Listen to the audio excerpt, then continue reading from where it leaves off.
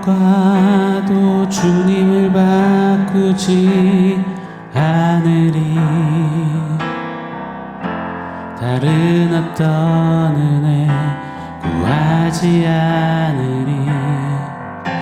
오직 주님만이 내 삶의 도움이시니 주의 얼굴 보기 원합니다. 주님 사랑해요.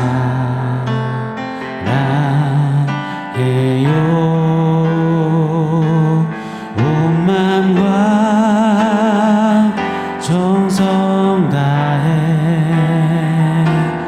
하나님의 신실한 친구 되기 원합니다. 신부 되기 원합니다.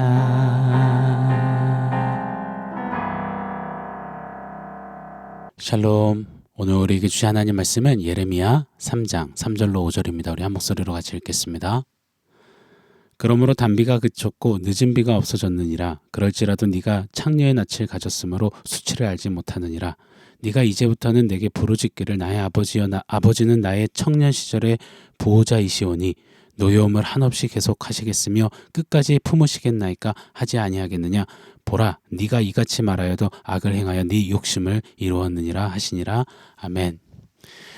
아리랑 아리랑 아라리요. 아리랑 고개를 넘어간다. 나를 버리고 가시는 님은 심리도 못 가서 발병난다.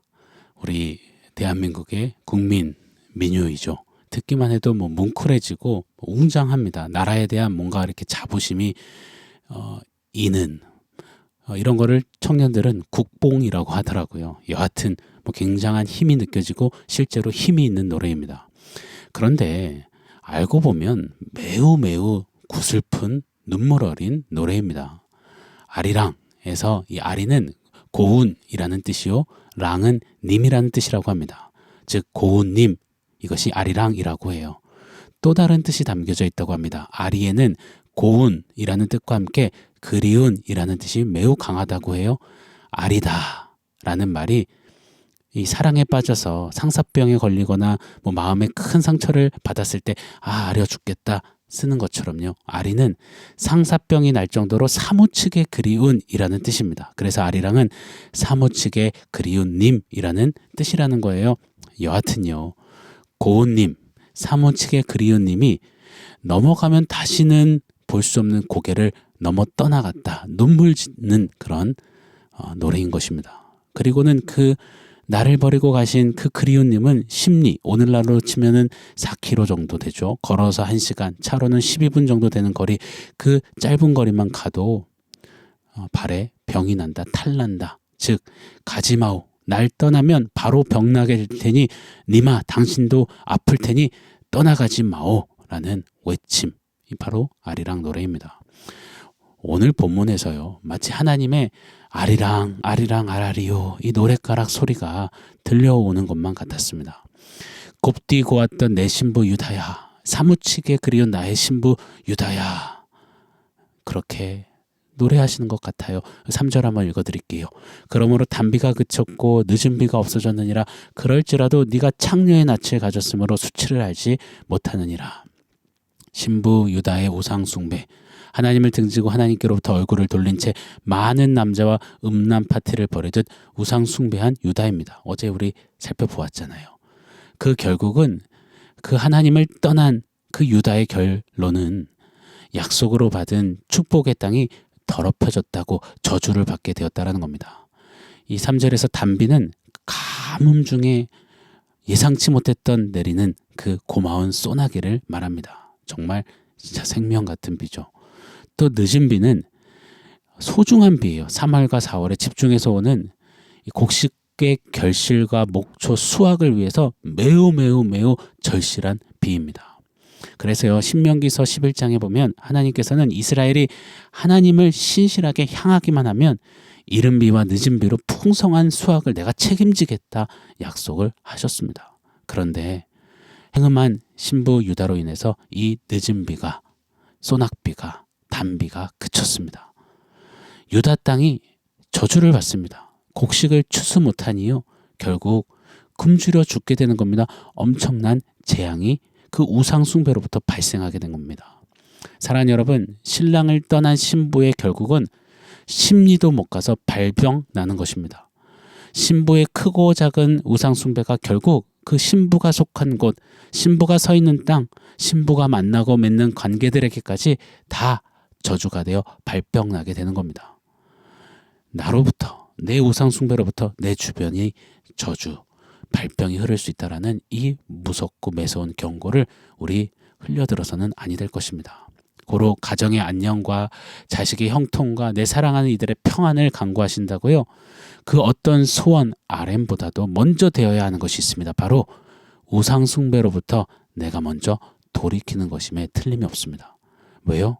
또 한 번 강조드릴게요. 나의 우상 숭배는 결국 내 주변의 모든 땅이 발병나게 하는 가장 큰 원인이 되기 때문입니다. 오늘 가정의 이슈, 자녀 문제, 배우자 문제, 일터의 문제, 이런저런 남모를 막 한 걱정, 그 뼈를 깎는 듯한 아픔과 괴로움이 있으시다고요? 문제의 원인을 다른 곳에서 먼저 찾지 마시고 먼저 내 안에 알게 모르게 자리에 아니야 대놓고 세우던 우상 숭배부터 끊어내야 합니다.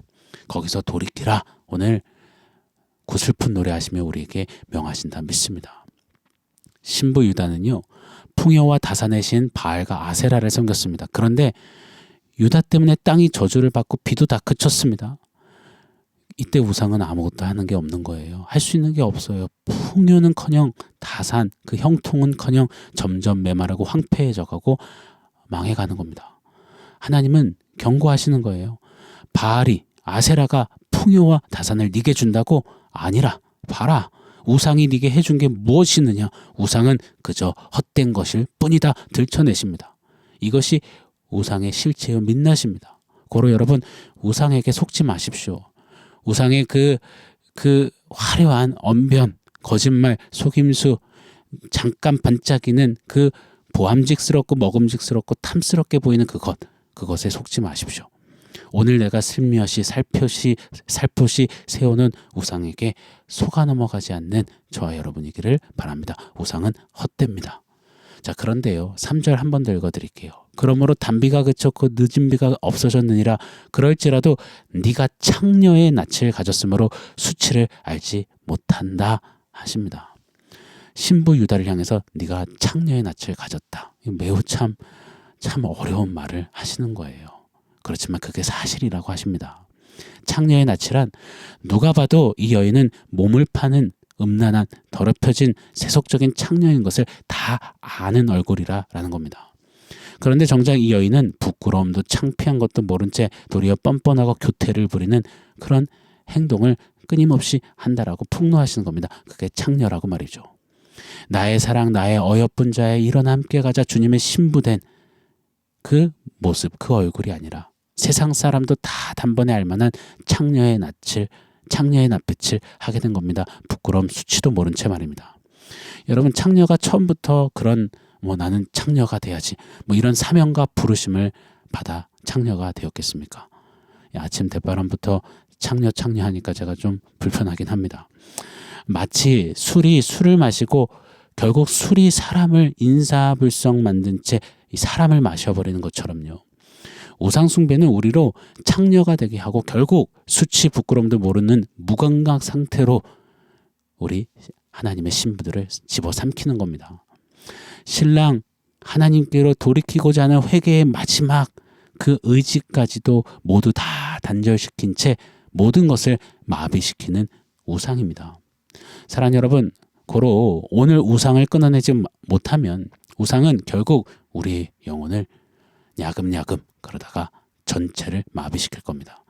모에 홀린 듯이 눈 다 풀린 채 아무렇지도 않게 이리저리 몸을 함부로 팔고 다니는 창녀의 낯이 우상 숭배의 기결이 됩니다. 그게 우상을 숭배하는 한 우리의 결론임을 잊지 않기를 바랍니다.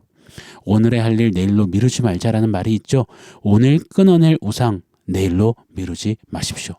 Today is the day. 오늘이 그날이다 라는 영어 표현이 있어요. 오늘 이 예배, 통해서 오늘 이 시간이 우상을 끊어내야 할 적기입니다. 자, 4절 제가 읽어드릴게요. 네가 이제부터는 내게 부르짖기를 나의 아버지여, 아버지는 나의 청년 시절의 보호자이시오니. 유다는요, 단비가 그치고 늦은 비가 끊어졌습니다. 막 굶어 죽는 거예요. 이 심각한 이 사태가 피부에 닿으니요, 그제서야 여전히 창녀의 낯을 하면서 이 멘트를 하는 겁니다. 나의 아버지요, 나의 청년 시절의 보호자요. 여기서 보호자는 원어적 번역은 친구란 뜻이에요. 나의 아버지요, 나의 청년 때의 친구요 하고 영혼 1도 없이 하나님 앞에 멘트를 칩니다. 마치 야단 맞을 때 습관처럼 용서를 구하는 어린아이들의 멘트처럼요. 그런데요, 여러분 기억하시죠? 하나님도 지금 영혼 없이 유다가 내뱉는 청년의 때, 이 청년의 때를 언급하셨더랬죠.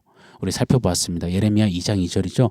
내가 너를 위하여 네 청년의 때의 인애와 신혼의 사랑을 기억하노니 곧 씨 뿌리지 못하는 땅 그 광야에서 나를 따랐음이니라. 하나님 옛 추억을 더듬듯이 말씀하셨었잖아요. 오래전 그때 가장 꽃다운 그 청년의 때 열정이 가득했던 사랑했던 그때 우리 신혼이었어. 그 신혼의 뜨거운 청년의 때의 그 열정을 내가 기억해. 그때 정말 좋았어. 내가 그때를 잊지 못해. 우리 하나님이 그리 말씀하셨습니다. 그 청년의 때가 청년의 친구로 같이 살았던 그 신혼의 때가 언제냐? 바로 광야라 하셨습니다.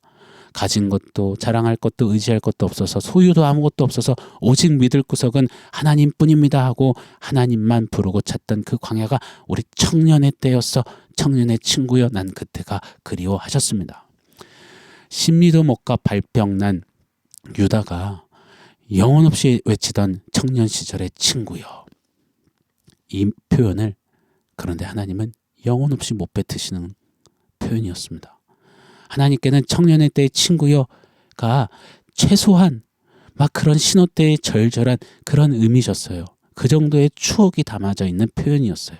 그런데 유다는 감격, 관심 없습니다.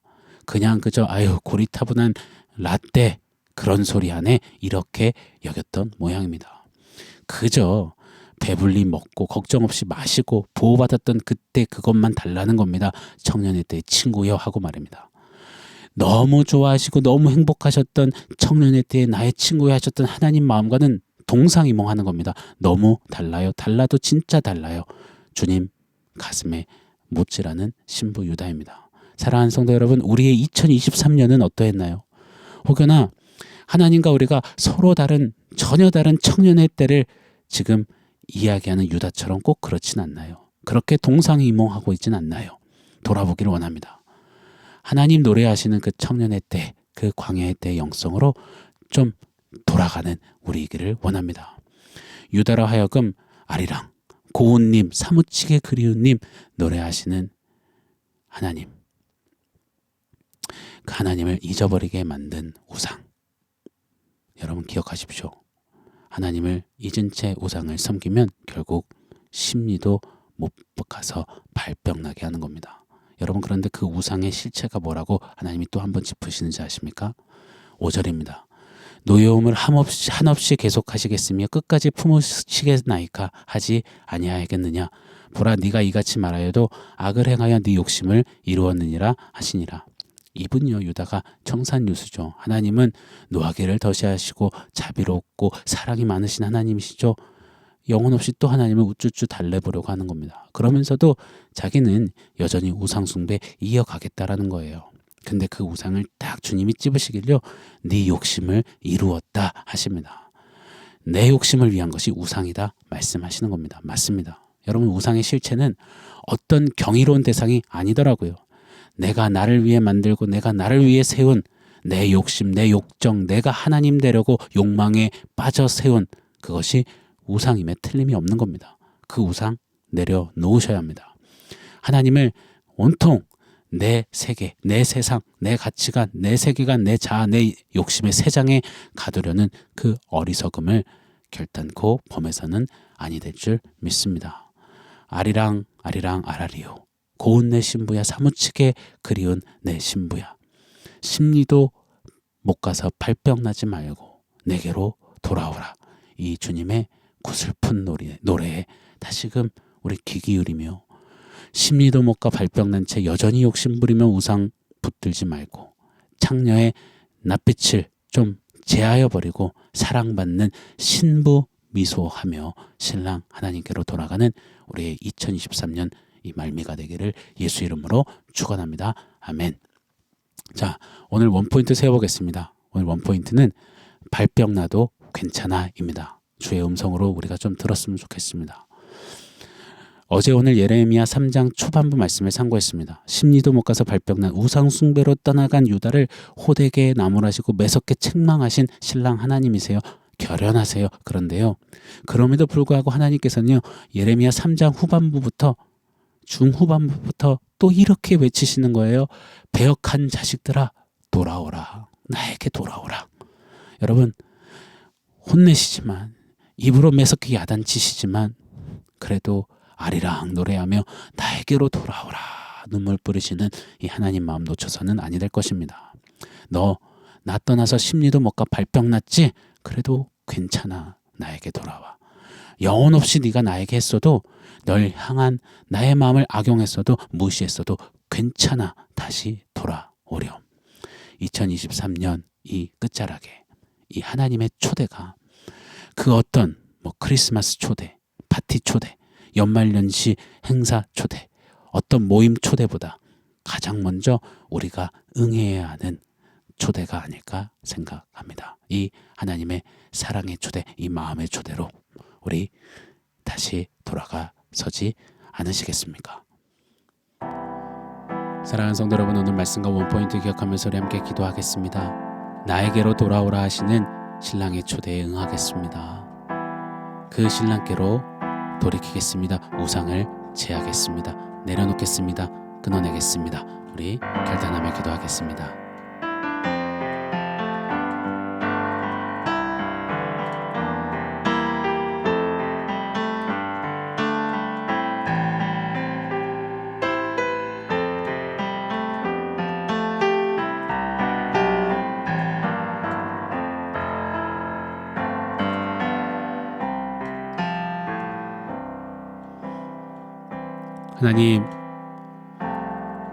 하나님을 등지고 우상 숭배하며 떠나간 심리도 못 가서 발병나는 그 자리에 계속 서지 않겠습니다. 돌이키겠습니다. 나에게로 돌아와.